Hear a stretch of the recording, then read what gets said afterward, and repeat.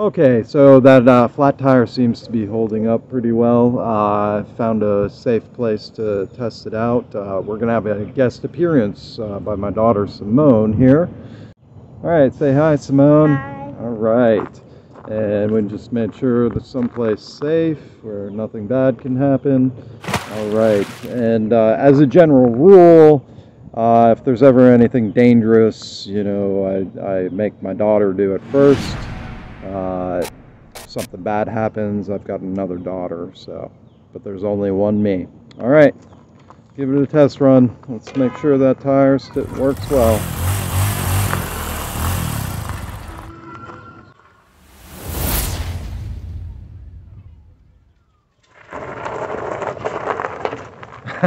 Looking good.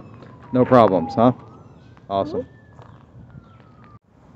So I've got the Lectric XP 2.0 here, and I've been following along in the Facebook group that people highly recommend flat out for the tires, and I was convinced, so I went ahead and ordered it. And before it could arrive, I had let my stepson, go for a ride, and he comes back all sweaty, huffing and puffing, pushing the bike with the flat tire. I said to him, the bike folds up. I could have just thrown it in the back of the car and come and gotten you, and kind of just got a blank stare. But that's okay. It kind of embodies the days are long, years are short. Anyway, on YouTube, there's a great video that shows you how to fix the rear flat tire by removing the wheel. And the gentleman goes through and does that, but he winds up patching the tire.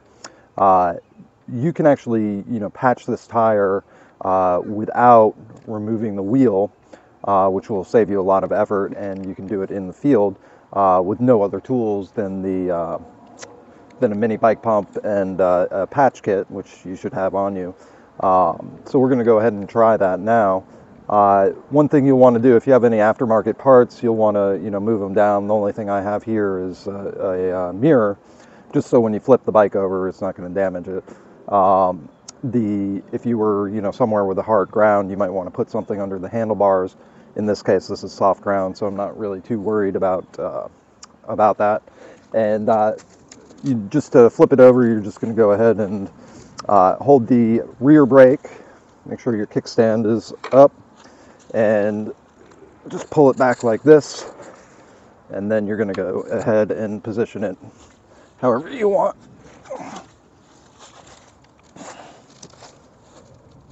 Now, for doing this repair, I'm going to recommend that you do it on the side opposite to your chain. One thing with these fat tires, they're going to be a lot easier to get the actual tire off the rim. When he had come back, it was already kind of off the rim, from pushing it. But I'm going to go ahead and switch camera angles so you can see what I'm doing, and we'll try and patch this. Okay, so make sure you have your mini bike pump and your patch kit here. This is a VP1 by Park Tool. It's a vulcanized patch kit, and it should dry pretty quickly. And then you're going to go ahead and just rotate your tire, find your valve stem, and you want to remove the cap. And go ahead and just put that somewhere where you're not going to lose it. In your pocket is a good place.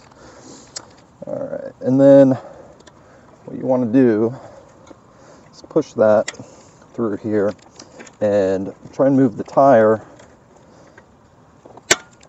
out to the opposite side, and go ahead and pull the tube out and gently rotate around. You want to make sure not to put any holes in the tire that are in the tube that aren't already there. Also, just be careful down in this area as you move it around so it doesn't get caught on anything. All right. So now you can see the tube is free here, and you can do a visual inspection, see if you can see anything that's like a gaping hole here. Probably not going to be that lucky, but also at the same time, the bigger the hole, the harder it's going to be to patch. So I'm not seeing anything here. So what I'm going to do is just pump some air in here. Now, as you pump air, just be careful of this area that's down here. Again, there's some sharp areas that could damage the tube. Give it a little bit of air. See if we can hear anything.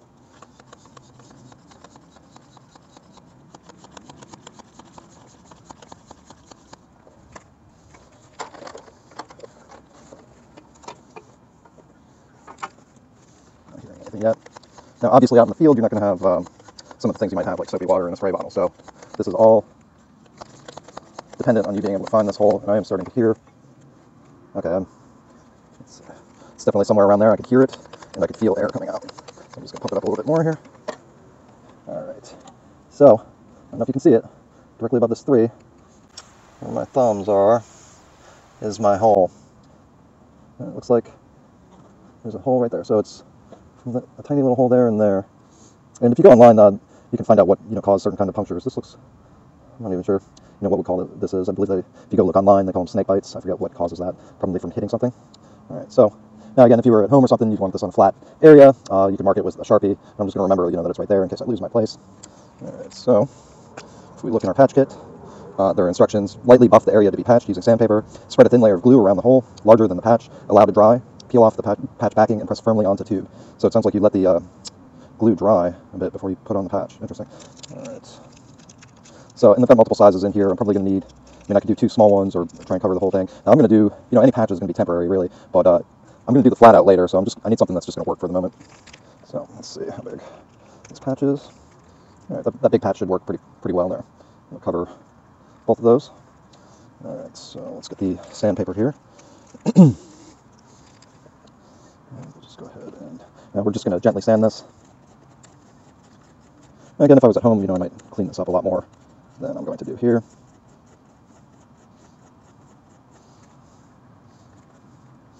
All right, and we'll go ahead and hole. Now on these kits, from what I was reading, the glue can dry out even if it's sealed up properly. So if you use the patch kit, I wouldn't count on being able to use it again. Just like every super glue I buy, it tends to dry up. All right, so just applying this on here. All right, this is larger than the patch, so. All right, so it's a pretty good amount. You're spreading it thinly on there. I'm gonna go ahead and let that dry for. Now, it doesn't really specify how long you want this to dry, but I'll give it a little bit of time here to dry, and I'll go ahead and apply this patch.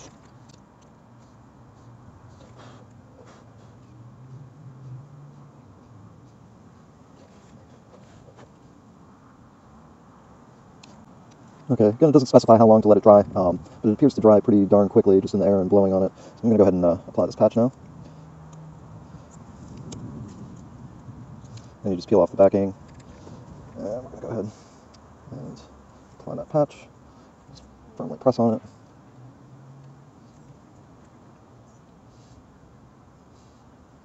I'm not really concerned about this, plastic that's on the back of this.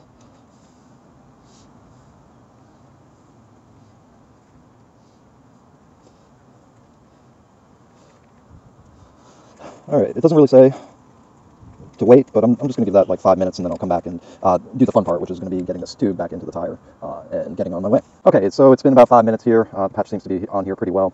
If you can, you're going to want to let out as much of this air as possible. Put this back on here. And without something to press that down, it's kind of easier said than done.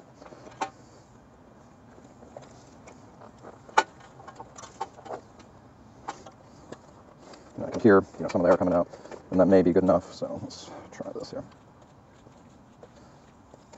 All right. So what you want to do is try and move the rim off on the back side, and that's going to give you some room here.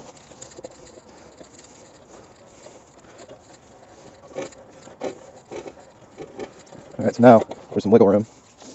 And we'll go ahead and line up the actual rim with the cap, the valve stem, and then go ahead and place your tube on the rim.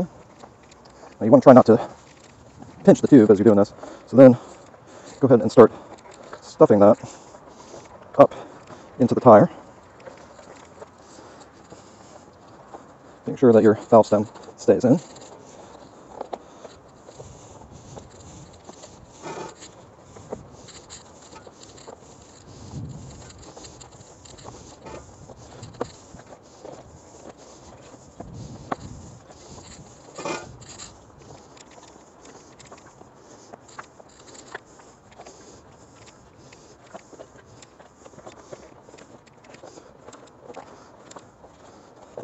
Okay, so now the tube is completely in the tire there. The valve stem, just pull that out. And you can see we're still off on this side. So you want to go ahead and start pulling this over. And as you do so, make sure that the tube isn't sticking out anywhere. Alright, so now we've got it completely encased. We'll go ahead and start putting some air in it. And you don't want to just pump this up completely, you want to pump it up a little bit. And then, check and make sure that it's not getting pinched anywhere.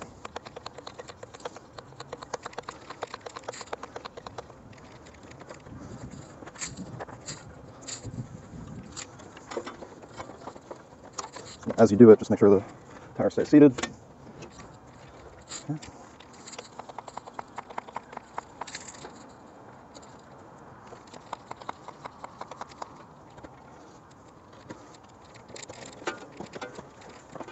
And adjust it around. You can feel that there's pressure in the tube now.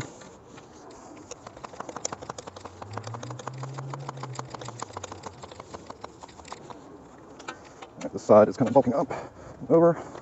Make sure we get that in there. It's starting to push the sidewalls out, which is good. Not pinched anywhere.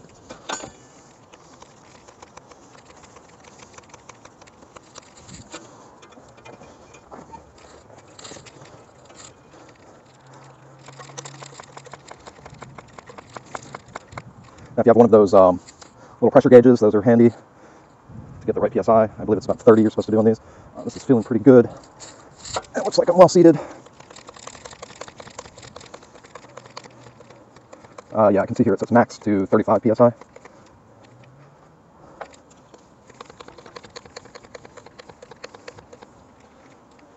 Maybe check your front tire just to get a feel for it if you don't have a gauge.